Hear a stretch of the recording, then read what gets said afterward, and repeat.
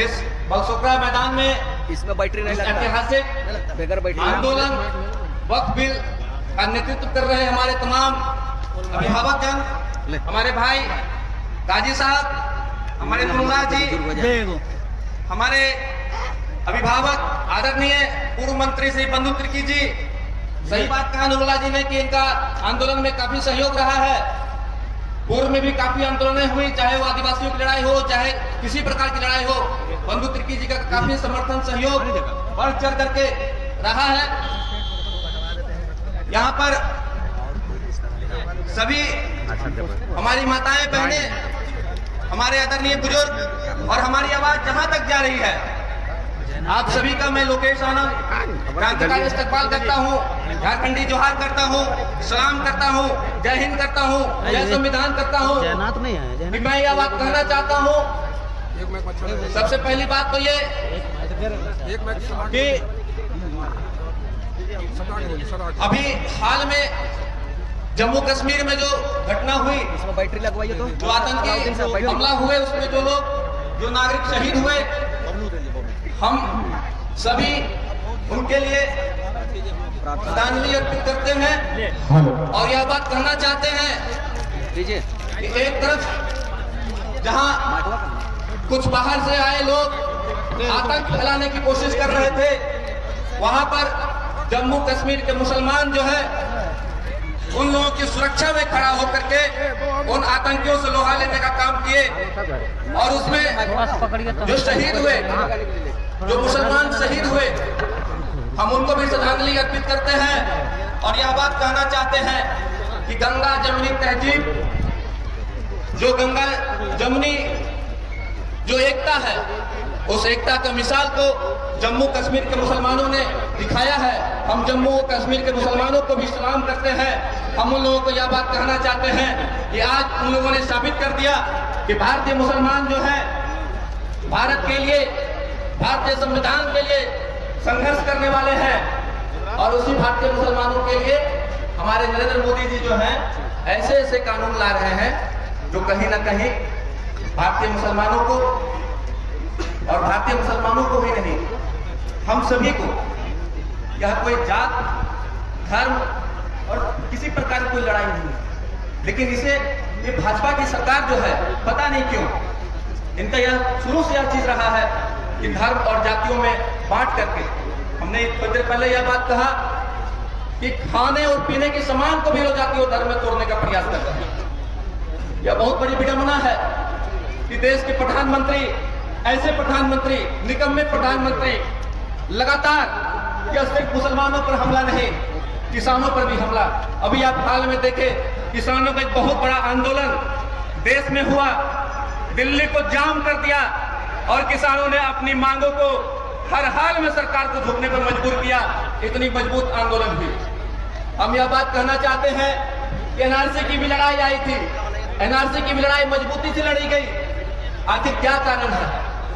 कारण यही है कि हमारी जमीनों को, हमारी जो, हम जिस जमीन पर अपना जो किसानी हो, चाहे किसी प्रकार की संस्था हो, जो हम लोगों के लिए कोई जरूरी नहीं है कि हिंदू और मुसलमान, लेकिन इसे कहीं ना कहीं ये पूंजीपतियों के हाथों में दे देने का काम करने वाले हैं। और इसी वजह से यह वक्फ बिल ला करके, वक्फ बिल जो मुसलमानों का अपना एक अधिकार है, मुसलमानों की अपनी हक है, उस हक को छीन करके ये पूंजीपतियों के हाथ में यह जमीन दे करके पूंजीपतियों को राजा बनाना चाहते हैं।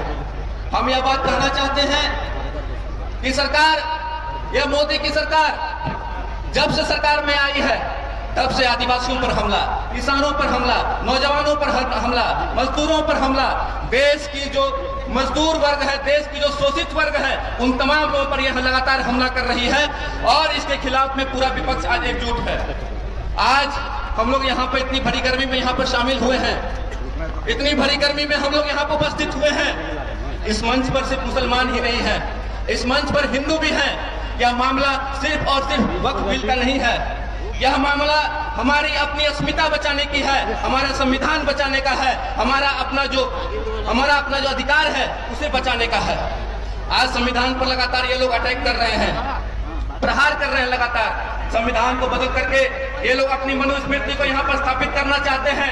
यहाँ के जो आदिवासी, झारखंड के अंदर जो आदिवासी हैं, उनकी जमीनों को लूट लेना चाहते हैं। यहाँ के मुसलमानों की जमीन को लूट लेना चाहते हैं। इनकी नजर इसी वजह से वक्फ बिल पर है कि कहीं न कहीं वक्फ बिल को ला करके आपकी जमीन को लूट ले।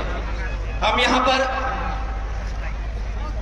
आज हम इस बात को कहना चाहते हैं कि यह लड़ाई बहुत मजबूती से हो रहा है और इस लड़ाई को हम लोग तब तक नहीं छोड़ेंगे जब तक सरकार वक्फ बिल को वापस नहीं ले लेती है।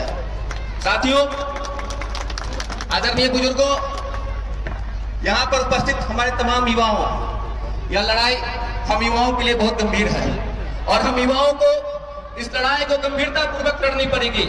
चाहे जिस प्रकार से लड़ाई हो, हिंसा नहीं, अहिंसा पूर्वक हम लोग इस लड़ाई को लड़ेंगे। ये लोग जो गोडसेवादी विचारधारा को यहाँ पर स्थापित करना चाहते हैं, हम इस गोडसेवादी विचारधारा के खिलाफ गांधी, अंबेडकर, अशफाक उल्लाह खां, राम प्रसाद बिस्मिल की जोड़ी जैसे लोगों के, शहीदों के अरमानों का भारत हम बनाने के लिए यहाँ पर संघर्षरत हैं। हम संविधान बचाने के लिए यहाँ पर संघर्षरत हैं।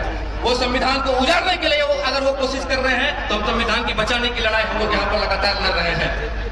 आज देश में जिस प्रकार का माहौल बना हुआ है, देश में आज सिर्फ हम बार बार इस बात को बोल रहे हैं कि सिर्फ मुसलमानों पर हमला नहीं है, या सिर्फ मुसलमानों पर हमला नहीं है। तो आप लोगों से हमारा निवेदन है कि हम बहुत समय नहीं लेना चाहेंगे। यहाँ पर हमारे सभी और भी हमारे वक्ता हैं। हम इतना ही कहना चाहेंगे कि आज जिस प्रकार से हम सभी सड़क पर हैं, आंदोलन को हम लोग मजबूत कर रहे हैं।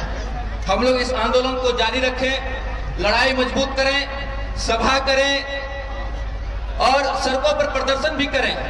यह बहुत महत्वपूर्ण हम लोगों के लिए है, क्योंकि ये मोदी की सरकार, ये अमित शाह की सरकार, ऐसे दंगाइयों की सरकार देश में इस प्रकार के सांप्रदायिकता फैला करके कहीं ना कहीं वो अपनी पॉकेट भरते। आप बैठे रहे। हम लोग ये कहना चाहते हैं कि क्या यह वक्फ बिल संशोधन लागू होगा? नहीं होगा। नरेंद्र मोदी का जो चाल है यह कभी साबित होगा? नहीं होगा। हम लोगों का आवाज संविधान समर्थित आवाज है, यह बुलंद होगा? होगा।